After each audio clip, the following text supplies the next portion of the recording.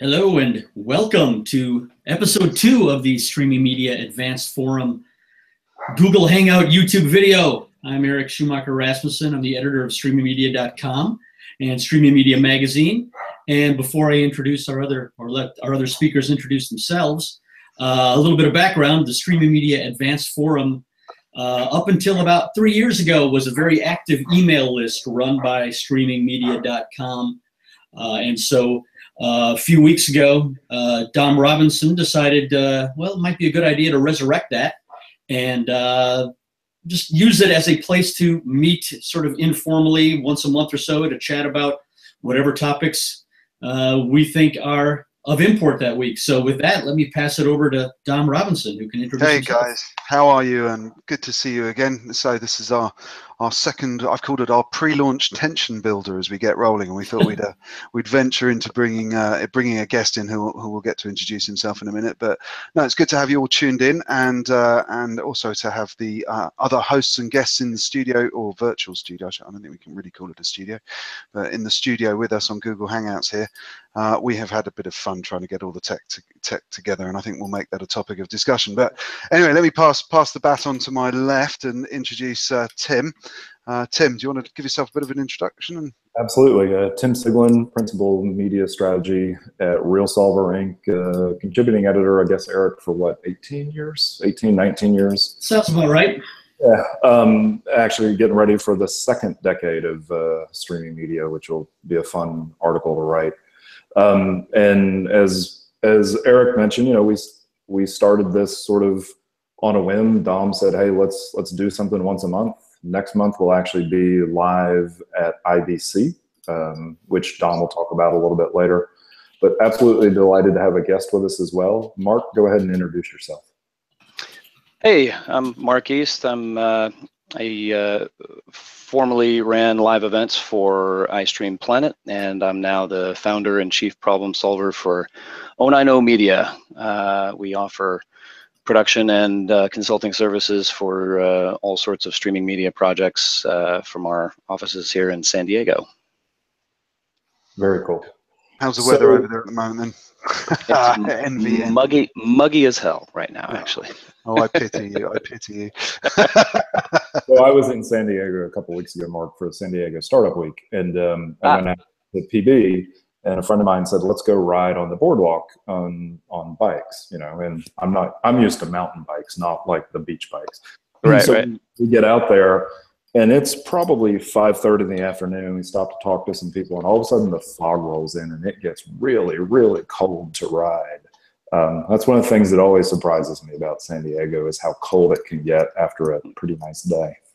Absolutely, yeah. Even in July, that once the marine layer rolls in, it's downright chilly, which I've always disliked. My idea of a great environment is warm and muggy, and then nice and kind of mellows out in the evening. You can have a nice cocktail in your hand on a porch somewhere. That's my happy place. Well, you can go to TJ and get that, I'm sure. That's true. That's true. All right, so topics of discussion here at the top of the hour. One of the things Dom has tossed us is a flipboard to look at different topics, but let's talk about one of the sort of elephants in the room, Netflix. We know, of course, Netflix has done a phenomenal job with being up for various awards.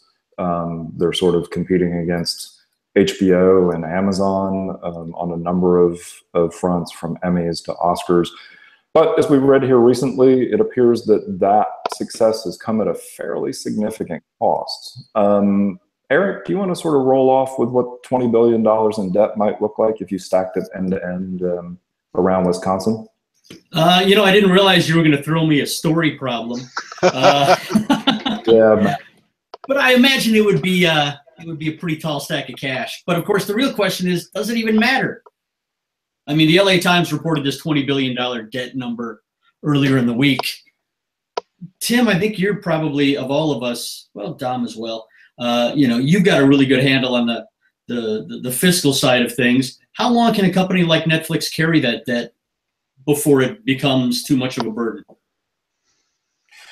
Yeah, I mean, for me, I'll give sort of one perspective, and I'm interested both in Dom and Mark's take on it. But, ultimately, if you think about companies that are going out and expanding from an infrastructure standpoint, whether they're building plants, whether they're building facilities, any type of infrastructure, you would expect sort of this kind of debt. It would be in the form of a bond normally. What's interesting about this is I think everybody essentially sees something like Netflix and its competitors as a service that doesn't have a significant cost of delivery. However, given the fact that they're in original content, they have a significant cost of acquiring that content. So the cost of goods sold is much higher on the production side, perhaps, than it is on the delivery side. That's sort of my take. Now, in terms of sustaining it, I guess the question becomes, if they continue to go after original content as opposed to going out and acquiring content that's already created or licensing content to be shown, is that a scenario that they have to just continue at the same pace because they'll be outpaced by the richest man in the world for a few moments, Jeff Bezos with Amazon?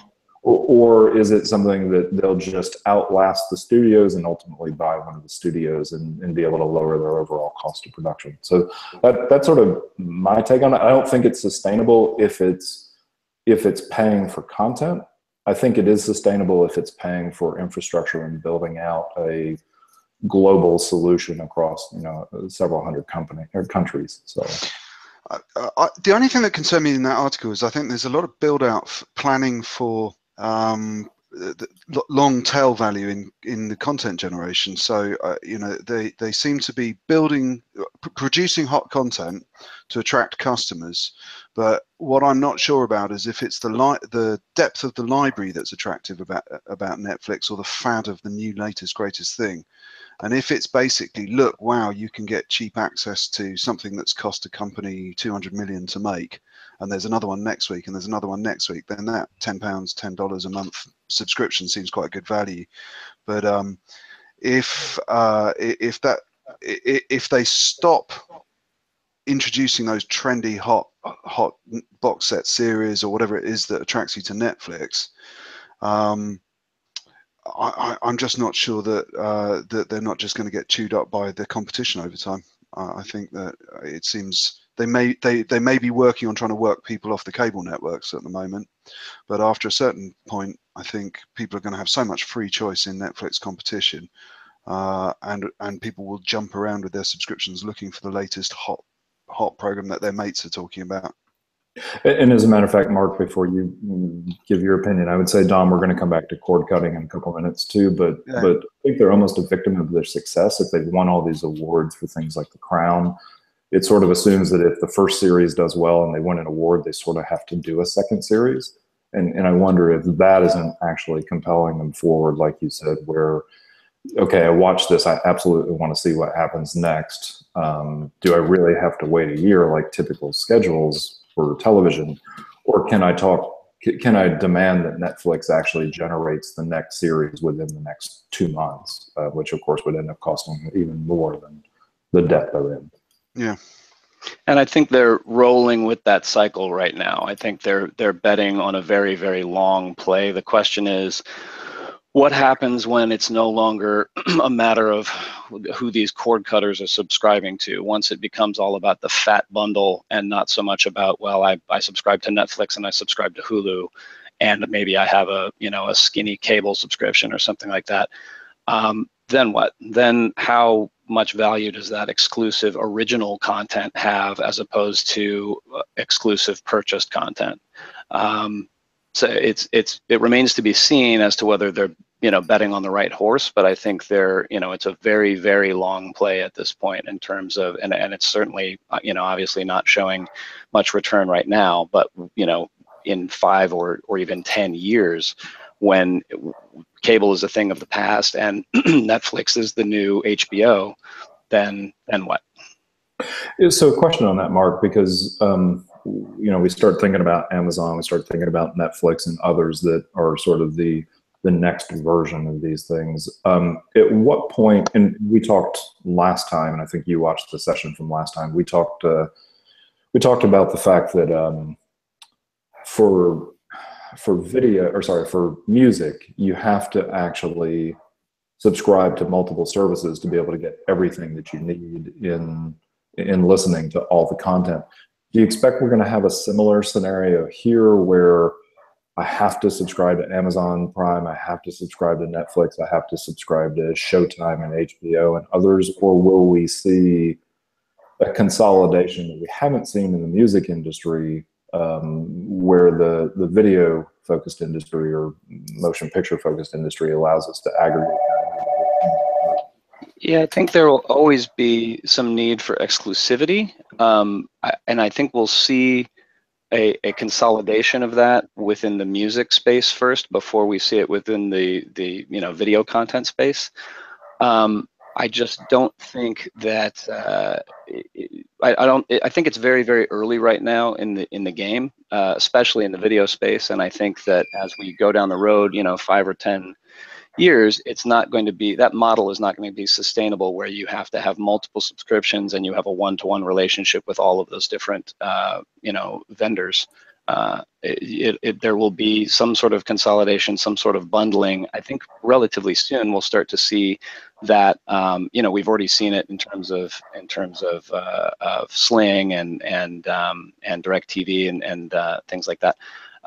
So once that happens and it becomes about, well, what bundle has the exclusivity that I want? Maybe all of the bundles have Netflix and Hulu, but such and such ISP is offering a bundle that includes, some very long tail content that I want. I think it's going to become about the long tail and not so much about this very high dollar original content. Okay, which actually leads to an interesting, I do, and that leads to an interesting conversation because Verizon just recently, a couple days ago, admitted to quote unquote optimizing, where they were supposedly throttling Netflix. So part of that scenario that you're talking about could potentially be, if you're on Verizon, if you're on AT&T or Time Warner, we're going to give you better quality Netflix or better quality Amazon, because we've now cut an agreement with them to make sure that they're not being throttled. Is that a potential fear as well from the companies themselves that like Netflix and Amazon, or do you think the net neutrality sentiment will override the ISPs themselves? I think right now net neutrality has reached a point in the zeitgeist, if you will, where people understand the concept, people understand how valuable or how crucial it is, and it'll become a cardinal sin for a content creator, content provider to do something like that, to strike that sort of deal. And I think we'll start seeing less and less of that as we go on, instead of more and more of it. But that's pure speculation on my part. Interesting. Eric, what's your take on that? I would tend to agree with Mark. Stepping back to the whole notion of, are we going to go towards essentially an IP-based replacement for cable? In other words, are all these services going to be bundled together in a bundle the way that now cable companies and satellite companies bundle everything together? It's an interesting question. I hadn't really thought about it much, but I do think that, one of the things that people who are cutting the cord are finding out is that they're not necessarily going to save as much money as they thought they would. Because sooner or later they're going to say, I do want to watch Game of Thrones. I don't have Netflix. I guess I got to get Netflix. They're going to start adding services together, and eventually they're going to end up paying pretty close to what they were paying for the video content through their cable bill. If not more. Right, if not more. Exactly. But getting back to Mark's point about the throttling of some services and the preferential treatment of others, I think he's right that consumers are increasingly aware and conscious of those things and are going to feel slighted if they find out their ISP is doing that. Don, what do you think? I was thinking about the net neutrality issue, and obviously the Verizon sort of story over the last few weeks has been, you know, I picked up on it over here. It did sound like the sort of speeds that they were limiting to were in the 12 megabit range. And with my sort of CDN design hat on, that sounds entirely fair enough, unless you wanted to pay for a premium service, to be honest, because, you know, above 12 megabits, really, you're into a quality that, unless you're doing display signage, or you've just got the most enormous screen in a very small front room, you just, as a consumer, you're just not getting any benefit of. And I think, you know, there's good, I understand back pressure from the networks in saying, we, you know, if we can throttle, we don't waste money on an infinite amount of quality that's just a number in terms of a KPI we're beaten against our competitors. You know, it costs 4 times as much or so to deliver 4K, certainly in theory. And at the end of the day, I'd actually much rather my network wasn't trying to make my stream 4 times higher bandwidth for a far less than 4 times benefit, and then instead was spending, was able to buy a wider diversity of wholesale deals from bundles from providers like Netflix. Well, I think it's not so much about the logic of you know, whether it makes sense to throttle. It's whether it makes sense to throttle across a couple networks and not others, right? It's the fairness, and that it illustrates how much of a hot button issue it is, that it's even a news story at this point that you know, they're throttling to 12 megs or whatever it is. You know, it illustrates how much of a hot button issue it is, and how everyone's kind of tuned to this net neutrality issue as a very as a primary issue at this point. And I also think that it's interesting in reading through the story that essentially what Verizon's saying is, oh yeah, we're doing testing, you know, and our testing will be done here fairly soon. But we know that that could be an easy argument for any tier 1 service provider or ISP to say, we're in continual testing mode. So I think that presentation of why they were doing it when they quote unquote got caught is quite interesting. The other thing I would say, Dom, from a 12 meg standpoint, is that's absolutely true to a single device. But if you think about a home, say, that has multiple devices watching, and of course Netflix allows you to watch on up to 4 screens depending on the pricing that you pay, that particular scenario then becomes quite only if all the streams are coming from the same service provider and somehow contained in the same. Yeah, they wouldn't. I can't see that would work. Yeah. Otherwise, you're talking about actually throttling the user, not throttling the publisher. It does also bring up an interesting point about the possibility, and I don't know if we're going to get here, but the possibility of somebody doing a streaming box in a house, you know, say in the living room, that would pre-cache the first 2 minutes of the most popular 50 pieces of content from Netflix or Amazon or like that. That way there's not necessarily, you know, that lag time that people have in terms of starting to watch content. The quality stays high, and it gives the network a chance to sort of deal with the inconsistencies. I believe, sorry to interrupt, Tim, but I believe Amazon is already doing that on some of their Fire devices. Oh, are they? Very good.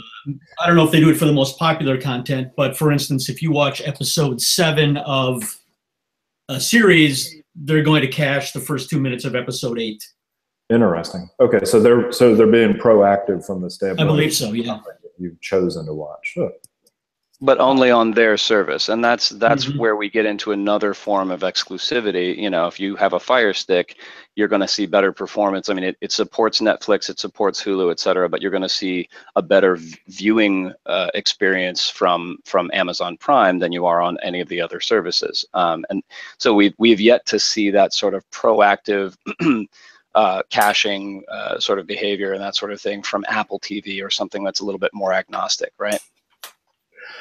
Very true, and I think that's key, Mark, because it goes back to the whole sort of net neutrality model of, is some content more important than others? Now, there's never been a discussion about whether devices would have to do must carry, kind of like cable television providers had to do must carry of local channels.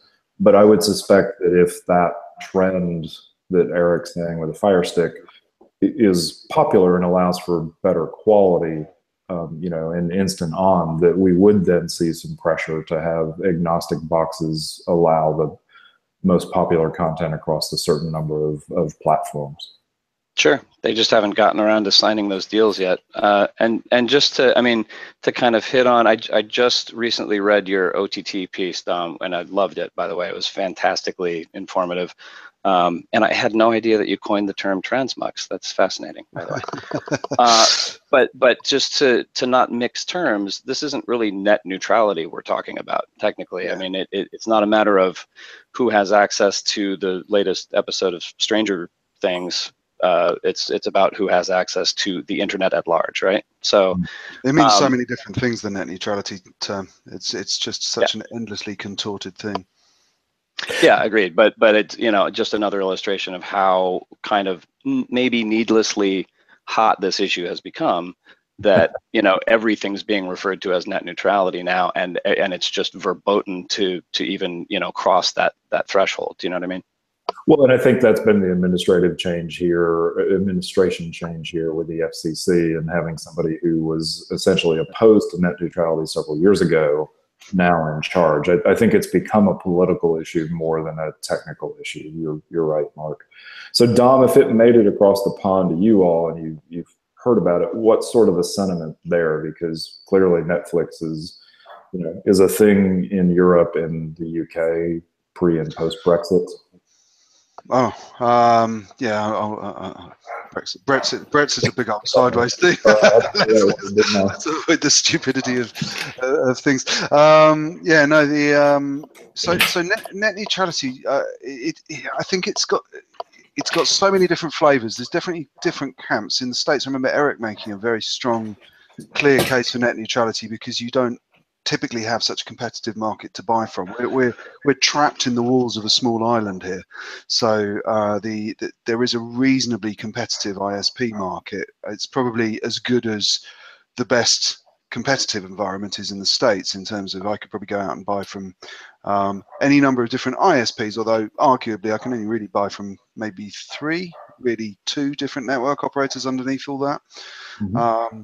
But the resellers and the regulations have been strong enough to make sure that it's the market's fairly vibrant. So if an operator doesn't offer a reasonably good service, other people can get in on the act quite quickly. But net neutrality with political hat on always then means censorship. And are we allowed to get access to different content? It's nothing to do with network operator stuff. So yeah, it's a hat of two halves, really. And I think stateside we have the issue of, you know, being so geographically spread out that oftentimes there are only one or two possible service providers, and oftentimes it is a locked market, just like it is for cable television. So I think 5G might well come along and disrupt some of that if they get 5G rolled out, right? It's certainly going to be faster to roll out than cable, and I think it's going to be better than cable in many ways. The biggest issue here, at least, is still the rural broadband, because we have rural areas that Netflix isn't a practical solution because you can't even get 6 megs. And that's why I think 5G might come in to be a solution for that.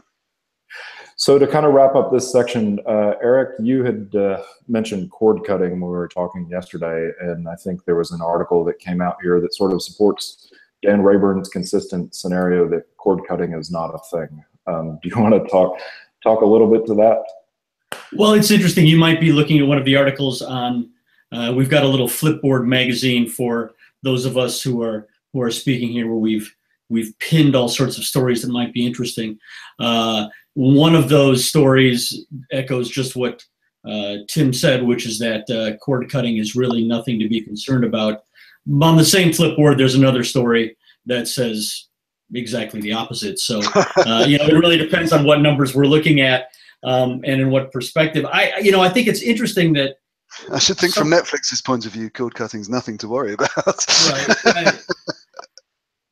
Yeah, I thought it was interesting what Mark said earlier, though. Mark, I think you said, you know, you posited a future in which cable is a thing of the past. Do you see that actually happening? Well, I think cable as we know it is a thing of the past, but we're talking about the same, it's all the same players at the table to a point that Dom makes in that same OTT article that I was talking about. It's, you know, it really doesn't matter what you call it. It's all just distribution. It's all just traffic. So if I'm not paying, you know, if I don't have a cable box and a cable modem, and I'm not on a DOCSIS, you know, system or something like that, and I've gone completely to IPTV, it's still, you know, Charter or Time Warner or whoever who's you know, providing my content. It's just a matter of how it's being provided. So I think, you know, cord cutting isn't a thing. I think I actually didn't read the article that or the blog post that Dan made, but I think you could argue that cord cutting is not a thing because it's still the same money going to the same players. You know, does Netflix get a little bit more of the deal when it's a direct one-to-one relationship with their customer? Sure, they do. So maybe, you know, that's starting to eat some of that lunch, but I don't think it's going to mean, you know, much in the long run for these you know, communications companies and internet providers who, you know, aren't stupid. They're making the right deals and the right exclusive arrangements with these content providers to stay in the game. And I think it's going to be like I said, a long play, a long game to see, you know, who survives and who doesn't, and who makes the right deals and who doesn't. You know what I mean? Cord cutting does tend to have a bit of a habit of painting a picture of two competing vertical lines of business, and actually I think they've just become so mixed up with each other now that while the media loves to polarize things into cord cutters and not cord cutters, I'm not really, you know, cord cutters tend to then go and buy an ISP connection. That's a cord. It's just I think there's a temptation to create a battle where there may not be one. It's just a gradual evolution of industries. Well, and it could be an interesting scenario to kind of what you said earlier, Mark, with sort of cable maybe not being cable anymore. Ultimately, I think what we've got here is live linear versus on demand, and sort of the shift in consumption models where people say, you know, I don't have to watch it live. I can watch it time shifted. That was something that was a thing 15 years ago. It seems like we're sort of swinging back in that scenario. And if that's the case, could we essentially be creating virtual channels for ourselves by saying, I want to have Netflix do a playlist in the background, kind of like YouTube does, where it auto plays everything, and I'm going to go ahead and set this up as the you know, the beach volleyball channel for myself, and then I put that out as a playlist. Other people like it, it gains popularity. Then the question becomes, you know, would advertisers flock to that, and who makes the revenue off of that? Is it the people who create the playlists, essentially the content programmers, or is it the company who has the platform? And if it's the platform, then the Comcasts, the Charters, etc., could essentially scale that up and put it back out as a live linear or pseudo live linear television channel, cable channel. Sure. I mean, that sounds like the YouTube model. And if so, let's look at the revenue split for that. You know, how much do content? I mean, you know, if I create a playlist on YouTube, I'm getting no revenue because all of that content belongs to someone else, and then YouTube takes their cut. So I don't think it would work necessarily any differently. You know, in a cable or an IPTV bundle scenario than it does on YouTube. I think they've kind of forged that path, and I think everyone's going to kind of follow that sort of path. But that's an interesting in terms of access to content, and in terms of what becomes the new channels. That's a really interesting, you know, picture you paint. I hadn't even thought of that possibility before. Well, I think about it takes me back to sort of celebrity playlists that Apple used to do with iTunes. Yeah, music, and you had Bono doing a playlist and others doing a playlist. They clearly were being paid something for those, whether it was in terms of bartering for their stuff being higher up on the list. I agree. I think the average person wouldn't make revenue on it, but it might be interesting to see sort of a DJ model where somebody goes out and creates playlists or channels that you would follow because it's that particular person. Or maybe to drive that type of content, you know, an enabling, you know, provider enables the playlist creator to push their own ads on that playlist or something like that. So it's entirely ad, you know. Strongly makes me think of Spotify's model, actually. You know, in Spotify, you create and curate playlists and then share them. And you know, artists can sign up and you can go and look for their content, but now you can also look for their Spotify playlist.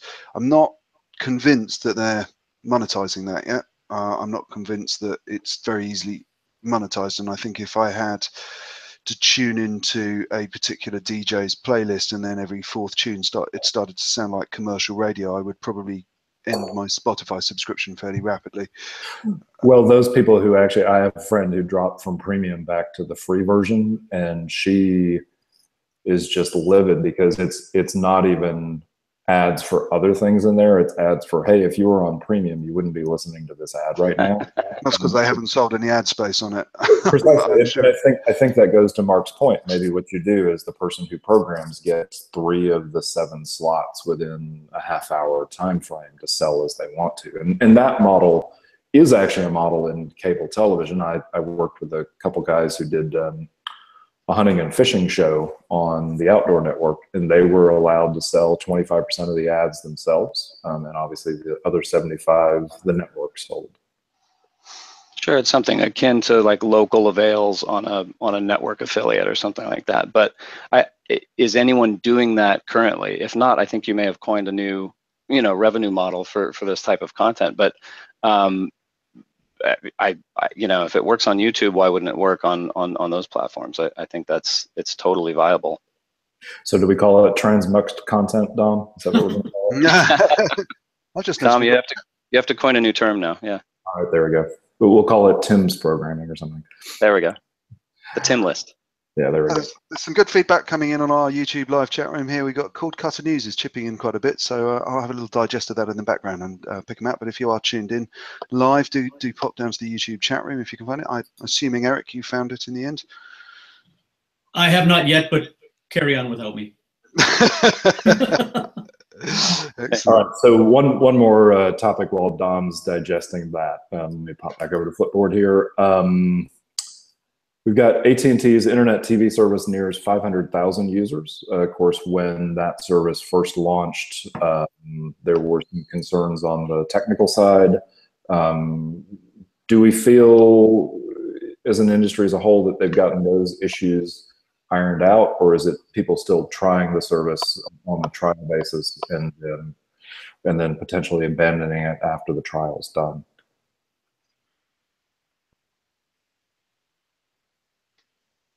Sorry, Tim, you'll have to run that one by me again. I was just reading the Cord Cutter News section. They're very inefficient of me. No worries. So AT&T, when they first launched their internet-based DirecTV Now video service, remember they had some technical issues. And in that early time, there was a trial where if you did a certain number of months, you received a free streaming device. Those who didn't receive this free streaming device could actually then end the trial essentially without paying anything. And there was quite a bit of news around the fact that there were technical difficulties. Now it seems like they've got 500,000 subscribers. And I'm just sort of positing the question. I don't know what the answer is. Do we think they've gotten the technical issues dealt with, or do we think that this is an interesting cut in from the live chat on the webpage here? So there's apparently there's almost 500,000 current DirecTV Now subscribers, not 500,000 signups. So I don't know whether that means concurrent. So maybe Cord Cutter News could clarify their data point there. But it sounds to me like if it's 500,000 concurrent subscribers and they're handling them, then maybe they have got the technical issues sorted out. Well, as a DirecTV Now subscriber, they've got the technical issues almost sorted out. I still run into some of the same issues that people were complaining about and that I was experiencing 2 months ago, where some stations simply wouldn't play, where there would be a video but no audio. the feed that came in on the, let's say, Food Network channel was actually the HGV-TV feed, all sorts of things like that. Temporary annoyances. Rarely, if ever, did I experience a complete service failure where I couldn't get anything on DirecTV Now. But those sorts of problems were rampant 3 to 5 months ago. They're not nearly as common now. That's anecdotal, of course, but that's actually good to know, Eric. I didn't realize you had the service, and you've clearly, if you've had it for the extended period of time, seen the issues, and if they are getting sorted, that's fantastic. It looks like, based on the numbers, that AT&T has now surpassed Sony in terms of the bundle, and is still behind Sling, but Sling obviously has a very significant lead from that standpoint, both in time as well as the licensing packages they put together. So Dom, what feedback do we have off the chat? Current subscribers was the data from that. Was the correction to that data point. So not clear in technical things, but. I actually have a question for Eric. So if you're a subscriber to the DirecTV Now service, what type of guide technology do they use? Is it just a typical EPG that pops up somewhere and you're able to choose live programming and that sort of thing, or how does that work on that service? Yeah, it's a typical. In fact, out of the other service that I don't subscribe to it, but let's just say that someone I know has shared their password with me, is Sling TV. And on Sling TV, it's much more difficult, at least I have found, to find the sort of traditional cable or satellite style EPG, whereas in DirecTV Now, it's, if you go to guide, that's what you get. You get a cable style EPG. You can also flip, and I use that through the Apple TV. So at least on the Apple TV, you can flip left, right to channel surf. That said, I still think that, from my more limited experience with Sling TV feels a little more solid to me. But again, I'll occasionally run into problems there where a program, for instance, I was trying to catch up on Orphan Black recently, and when I would access Orphan Black or try to access it from my favorites on Sling TV, I would just get the equivalent of the Apple spinning beach ball.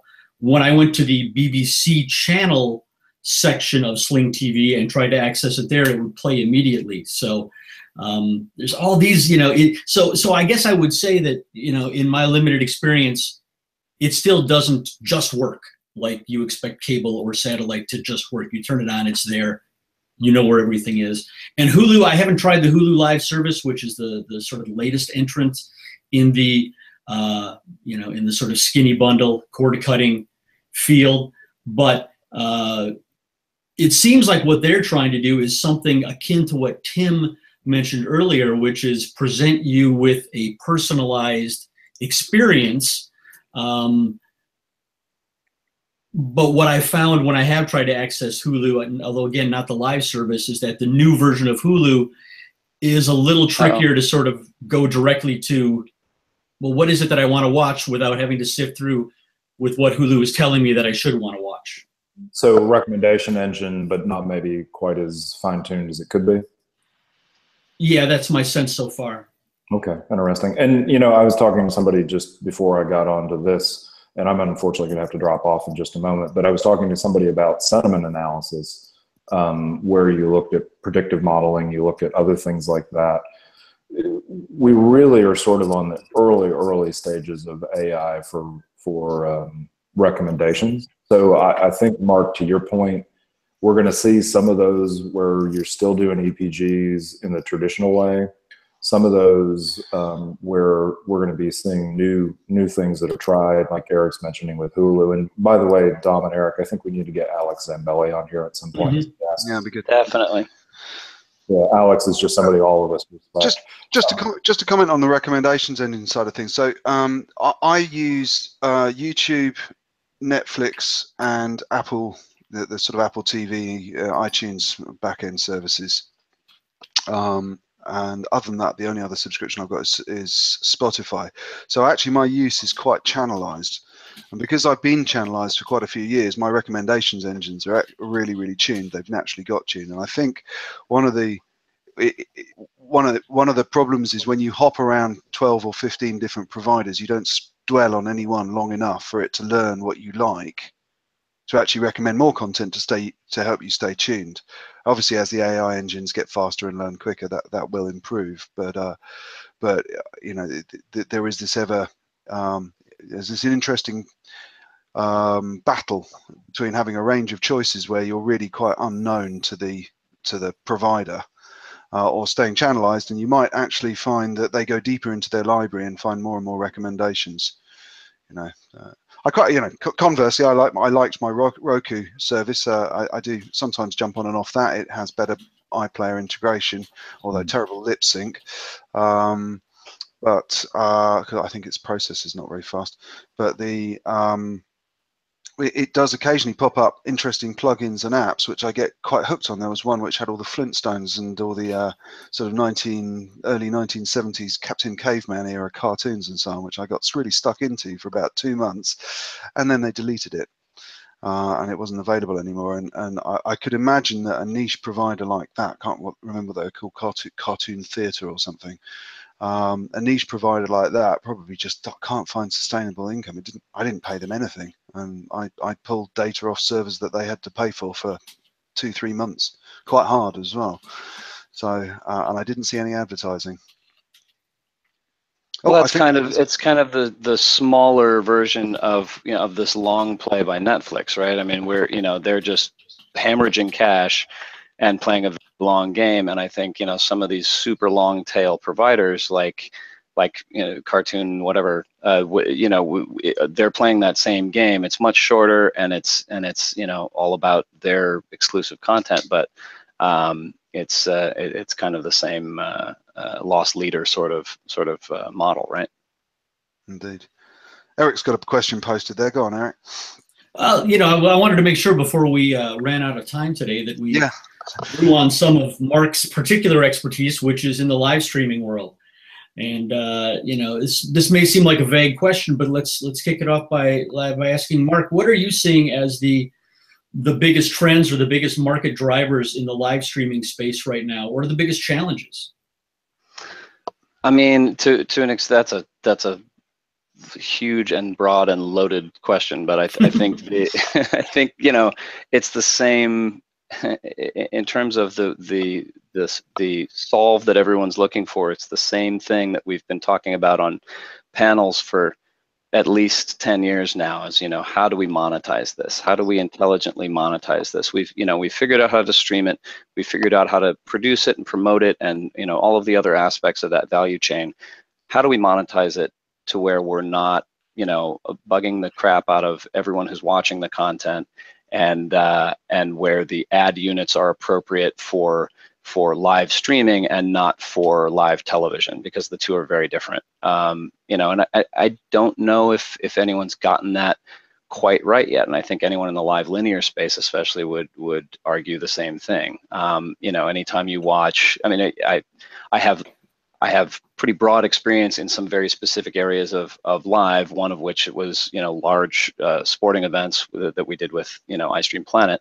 And, you know, up until the very latest, you know, that was done last week, I think there's still, for example, you know, NBC Sports, Turner Sports, those, you know, these you know, large companies who have these very large, you know, live sports streaming endeavors, and to a smaller extent, all of the new esports guys, you know, Turner E-League and ESL and MLG and all these guys who are trying to figure out how to monetize esports, which is massive in terms of its audience. They're still trying to figure out how to monetize it without driving viewers away. So I think that's the question that we're still going to be asking ourselves maybe 5-10 years from now, is you know, how do we're going to refine this for a very long time. And I think, I mean, you know, if you look at the advent of television and how ads were being, you know, presented back then with a you know, a full hour of television sponsored by one company, you know, the ExxonMobil variety show, yada yada, to what we see now, which, you know, like an ad pod could include a 10-second or 15-second spot. that are very, and now that we're into the live linear space, that spot could be targeted geographically or even demographically, psychographically. I think we're still refining, what we mean by advertising, and I think that's where all of the interest is now. Like everything else, is very much iterative at this point, and we're just trying to kind of refine and refine and refine. ad technology is really where I think the money's at in live right now, is trying to figure out how to make that work, and how not to how to retain viewers. I've always hoped for more. I've always hoped for more, less interstitial and more banner ads. I hate advertising with a passion. I do everything I can to avoid. We had this discussion last week or last month, but I just dream of a day where we can get content out to consumer as a free proposition without them having to be brainwashed by a bunch of sort of semi-irrelevant brands. It would be fantastic. Absolutely. And I think, a lot of the innovative stuff that's being done with advertising, pop-ups and things like that in the player itself, like those have their place. I think, if you're watching anything on YouTube, you're familiar with these kind of constant pop-ups that happen that are triggered in the timeline and that sort of thing. And those are I find those more annoying than like a 30-second mid-roll ad, or even like a 2-minute mid-roll pod, because I'm used to that. I've watched TV for 40-some years now, and I'm used to watching some content and then having a little ad break where I go and pour myself a drink or hit the john. You know what I mean? So I think it's finding a balance between how much are we aping television and how much are we innovating, and how much of that innovation is just for the sake of innovation, and how much of it actually makes sense in terms of retaining viewers, right? So I've got a good one for you, Mark. What's in your live streaming toolkit at the moment? We have I'm not sure how much that applies to what we do. We've got a ton of different stuff. Onaino has always operated a lot on the re-rent principle. We have an inventory of live streaming encoders and some production equipment, but we do work all over the world, and so if we're providing on-site production services, or on-site production services, we're leveraging our relationships with the larger rental houses, VER, Bexel, etc., and we're providing a bundled solution where we have our equipment, their equipment, our people, some local crew, that sort of thing. That's our model. We don't fly everything to the location and produce a show. So yeah, in terms of the article you're referring to, that's it becomes a little difficult to kind of nail down what streaming production is, when it runs the gamut from someone literally with an iPhone on a selfie stick to a multi-million-dollar 3-truck production with 24 cameras that happens to be a stream. You know what I mean? So in that we've hit this convergence point where broadcast is streaming and streaming is broadcast. That's all well and good, but the piece that Jan wrote a while back about the last 24 hours before a live webcast, everyone who he quoted in that piece was it was literally everyone from like Corey, who's doing these very large multi-camera productions, to the very smallest $1,200 corporate earnings call sort of stuff, right? So in terms of what's in my kit, I don't know how much that's relevant, because I don't know how many other companies are doing exactly what we do. Yeah. It speaks to a larger point about how do we make maybe now that the term streaming media or streaming production, if those terms are so broad now, how do we start to segment this so that at least internally within our industry it makes sense for people to talk about? How do we you know, what is webcasting versus streaming production? What is, you know, I don't think we've nailed down those terms, and you're a terms guy, right? So Yeah. I think you should publish the definitive Bible of industry segments. What do you say? Yeah, I mean, it's interesting because that article is a promotion for a Cellmux, you know, portable channel bonder, and that those guys are quite interesting because really they caught everyone in the streaming spaces industry when they emerged because they look like a quick, cheap backhaul option. But actually, their business, when you see their press releases and what they're up to, it's all targeted on broadcast contribution feeds and feeds into broadcasters. It's not really a I can't imagine that the lion's share of their business is actually people doing contributions for webcasting and specifically for streaming.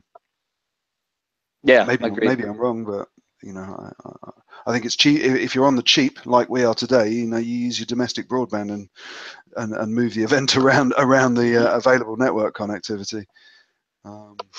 Yeah, I mean, it didn't. You know, I didn't really know much about the live view solo before I read that article, so it was, you know, a really well written advertainment piece. But you know, I mean, in terms of relevance to most of the readers, I don't know how much is there. You know, we use live view when it makes sense. We use satellite when it makes sense. We use Zixi when it makes sense. We use fiber when it makes sense.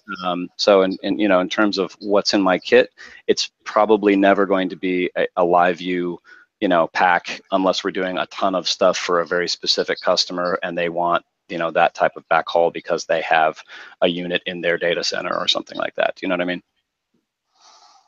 It's interesting. Did you see the other article? It's just a couple below on the Flipboard, which is about the disruption in the Asian markets from live streaming. I don't know if you've had it. You may not have had a chance to skim through it, but it's interesting that the community and the culture down there are definitely starting to find value in becoming celebrity on the periscopes and systems like Periscope and so on.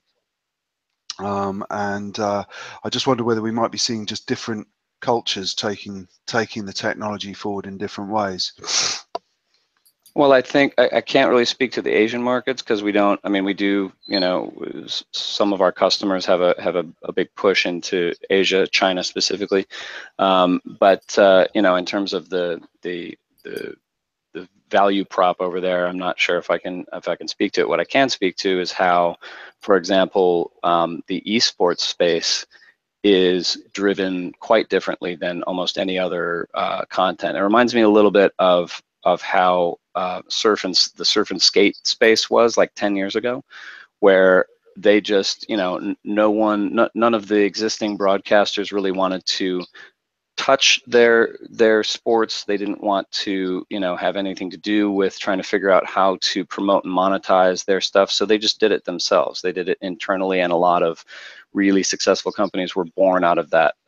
So I think we're seeing the same thing with esports now, where it is about this. The celebrities of esports are celebrities because they were huge streamers on Twitch, and they did it with, you know, a webcam and a HDMI connection into some card, and that's, you know, they became, you know, incredible. You know, they were able to drive 1 million, you know, concurrent, you know, viewers on some little stream they were doing out of their bedroom, right? And that's how you become a celebrity in that space. It's not a matter of the deals you sign with a large broadcaster. It really is, to the largest extent possible, grassroots.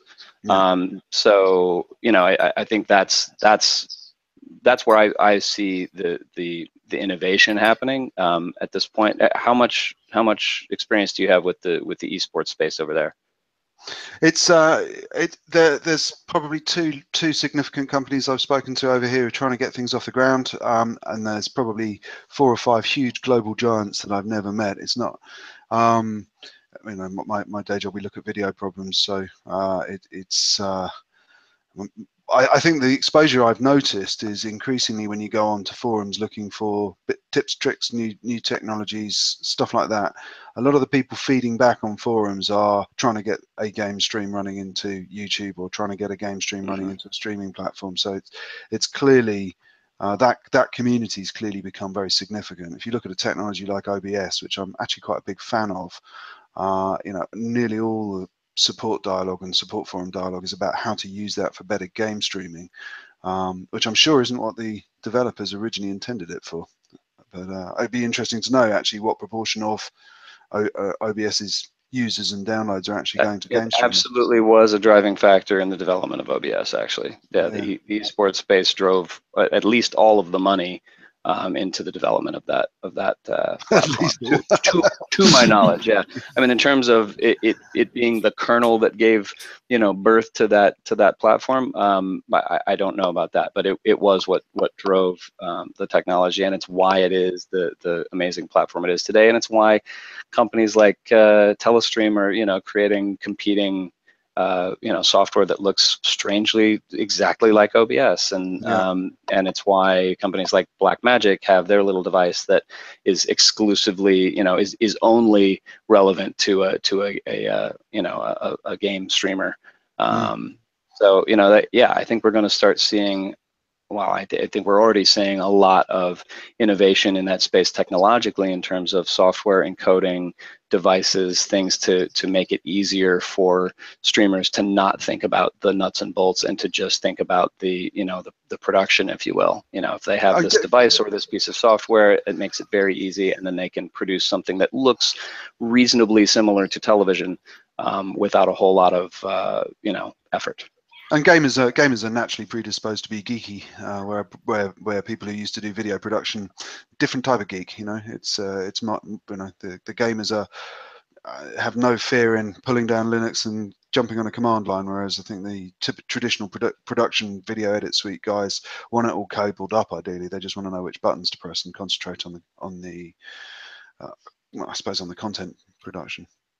Yeah, absolutely. And I think it's just again just to continue the analogy to the surf and skate space, these were guys who were used to, for 10 years prior to any big surfing competition being televised, were used to creating these very, very low budget productions that ended up in some sort of streaming form, or ended up on DVD, or something like that, with incredibly low budgets and super prosumer grade hardware and things like that. So once it became once they got some more money, it was just another iteration to have a bigger camera on the back of that jet ski, you know what I mean? That sort of thing. So in terms of the esports space, these are guys who've been using OBS on a laptop for forever and ever. So once it becomes about, okay, we've got a little bit more budget, now we can stream 1080p 60,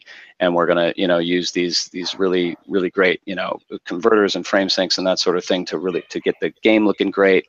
So now we've got, we got to put the cameras in place. So it's they're used to all the steps of the chain, and it's just a matter of kind of plussing it at every turn.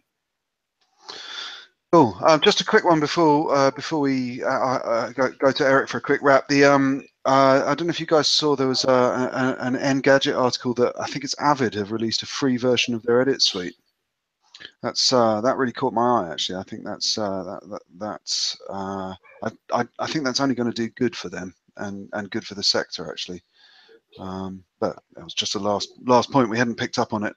Do you think the timing of that decision has anything to do with YouTube killing their online editor? Interesting. Yeah. Interesting. I wonder, I mean, it could be purely coincidental, or it could be, them trying to leverage the, okay, what do we do now crowd, who, are, I mean, how many millions of active YouTube creators are there, who use the YouTube online editor to do simple cuts only editing and that sort of thing. Yeah. Where do they turn now? They want a free solution. They're not going to pay for Premiere. They're not going to pay for Final Cut. I think that becomes the new logical solution. There are other free solutions out there, but I think that's a hell of a brand, right? To be Absolutely. If I can be an Avid user for free, yeah, absolutely. So I think maybe the two may be interlinked. I don't know. Interesting. Good. Right, Eric. Well, speaking of geeks and gear, the next SMAdvancedForum show will be coming, if all goes to plan, live from IBC in Amsterdam in not a month, but about a month and a half, right? Yeah, we're going to be doing a special for the first one of these shows that we actually promote and tell people about and see how many tune into. We'll be doing a special on the second Tuesday of the month because it's our launch one. But thereafter, we will settle into the first Thursday of every month. So stay tuned for that, or come back again, more to the point, for that second Thursday of the month at 5 p.m. UK time, 6 p.m. in Amsterdam. Eric, you'll be with me, I think, in person. That's the plan. I think maybe, Mark, are you over for IBC? Not undetermined at the moment. I'm trying to get over there, but we may have some conflicts. We'll see. Okay, I'll let you know. Maybe we'll give you a ping and see if you're available to join us in person again. Yeah, I think we should time this ongoing thing with cocktail hour. Actually, it'd be nice if they overlap. It works for Dom. It doesn't work so well for us, right? Right. Yeah. I've been cunning in scheduling this because I've now got 2 more webcasts to do tonight. So, but they do gradually descend into anarchy and chaos through drones and into. Oh look, I have a visitor. Hold on a sec. Right. Okay. I'm going to have to wind up there. Thanks, guys. We'll see you next time. Been a lot of fun. Talk to you soon.